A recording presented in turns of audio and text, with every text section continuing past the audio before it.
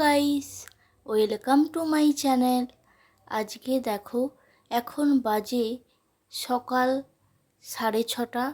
তোমাদেরকে সঙ্গে নিয়ে আমি আমার গুড মর্নিং জানিয়ে ভিডিওটি শুরু করছি।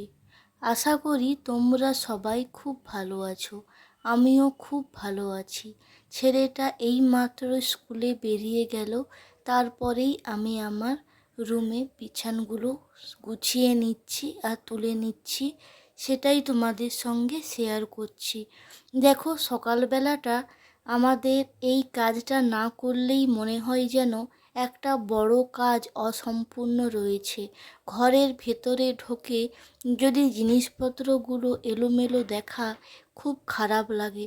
সাজানো গুছানো সব কিছু দেখতে পরিষ্কার পরিচ্ছন্ন যেমন খুব সুন্দর লাগে, তেমন তার আগে কষ্ট করে একটু সাজিয়ে গুছিয়ে রাখতে হয়। বিছানটাতে দেখো একটা জিনিস তোমরা লক্ষ্য করো, এক পাশে দেখো পালঙ্কের ময়ূর আছে, আর এক ধারে দেখো ছেলেটা একেবারেই তাকে নাড়িয়ে নাড়িয়ে ধরে ভেঙে দিয়েছে। এক পাশে ওই জন্যই খোলা হয়ে আছে, আর কিছু লাগানো হয়নি পরে। আর এই গরমের জন্য বিছানে না পিঁপড়াও বাইতে থাকে 2-4টা করে, তাই জন্য ভালো করে ঝেড়ে পরিষ্কার করে নিচ্ছি। আর গুঁড়া তো সে থাকেই, কিন্তু এই পিঁপড়া একটা দুটো কামড়ে দিলে একেবারে অবস্থা খারাপ হয়ে যায়। আর খাটের ওপরটা 4-5টা বেশ ধুলোও পড়ে গেছে, সেগুলোও দেখি পরিষ্কার করে নিই। আজকে সকালের ঝাঁটানো সব কিছু সকালের কাজগুলো কমপ্লিট হয়ে গেছে, হাতে একটু সময় পেয়েছি, ওই জন্যই এই কাজে লেগে পড়েছি। একটু চারপাশে রুমগুলো আর খাটটাও পরিষ্কার করে নিচ্ছি।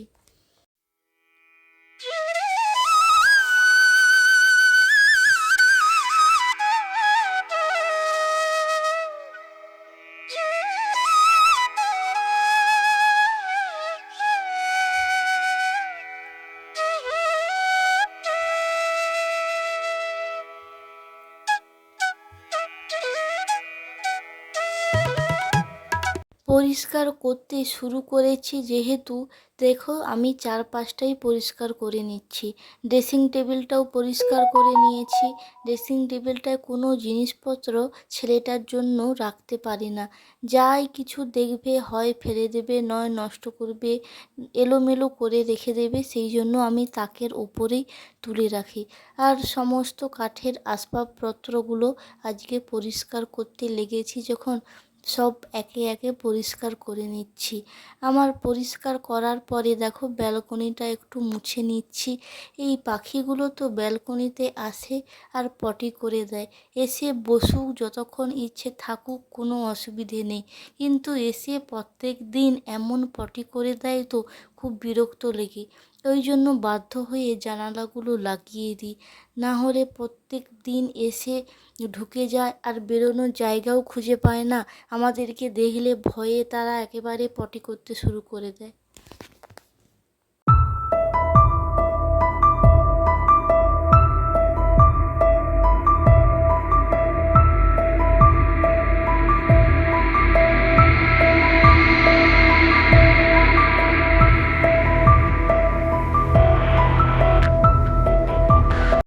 সকালবেলাটা দেখো তবুও একটু ভালো, একটু পরে থেকেই একেবারে সূর্যি মামা রেগে চোখ লাল করে তাকাতে শুরু করে।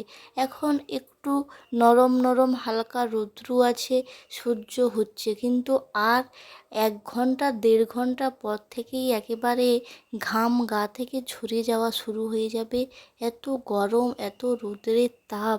যখনই একটু বৃষ্টি হয় একদিন ঠিক আছে, তার পরের দিন থেকেই শুরু হয়ে যায় আবার সেই রৌদ্রের প্রখর তাপ।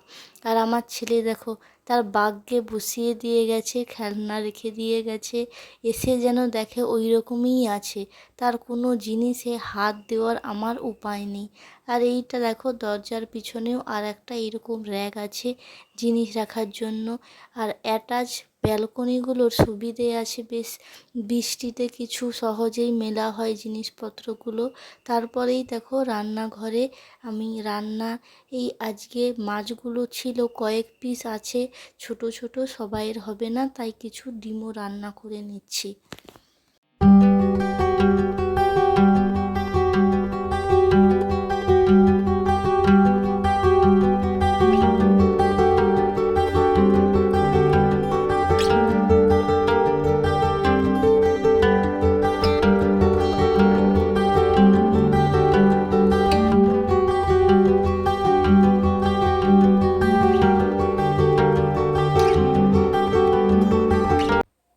আলুগুলো আমি খুব ভালো করেই ভেজে নিয়েছি।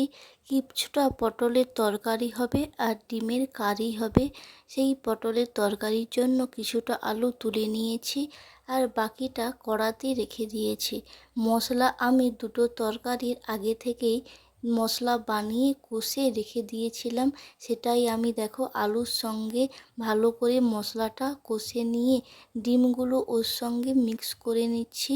মিশিয়ে ভালো করে কষে নেব, একটু কষে নিয়ে আমার যতটা পরিমাণ জল দেওয়ার প্রয়োজন, ডিমের কারি করব, বেশি জল দেওয়ার দরকারও নেই, সেই ততটা পরিমাণ জল দিয়ে আমি ভালো করে ফুটিয়ে নেব। দেখো এই আমার রেডি হয়ে গেল ডিমের কারি। কালারটা কত সুন্দর এসেছে, খুব সুন্দর হয়েছে। এরপরে আমি পটলের তরকারিটাও করে নেব। শেষে একটু ম্যাগি মশলা দিয়ে নিচ্ছি, টেস্টও হবে আর খেতেও খুব সুন্দর লাগবে, একটা অন্যরকম ফ্লেভার, গন্ধ, স্মেল বেরাবে, তাই একটু ম্যাগি মশলাটা দিয়ে নিলাম। বন্ধুরা, তোমরা যারা যারা আমার ভিডিওগুলো দেখছো সবাই প্লিজ লাইক করো, কমেন্ট করো আর সাবস্ক্রাইব করো। তোমাদের ভালোবাসা আমার একান্তই প্রয়োজন আছে। প্লিজ কিছু কমেন্ট করো, আমার ভুল ত্রুটি কিছু বলে দিও, তোমরা পাশে থেকো। দেখো পটলের তরকারিটাও আমার প্রায় হয়ে গেল, রেডি হয়ে গেছে। এই দেখো আজকের এই রেসিপিগুলোই হয়েছে। এই ডিমের কারি হয়েছে আর ওই পটলের তরকারি তো হয়েই গেল। আর এই দেখো মাছ কয়েকটা ভেজেছি আগে রাখছিলাম, মাছ ভাজা হয়েছে আর করলা আলু ভাজা হয়েছে। সবাই খুব ভালো থেকো, সুস্থ থেকো, সবাইয়ের এই কামনাই করি। আজকে লাঞ্চে এইগুলোই বানানো হয়েছে। Bye, see you.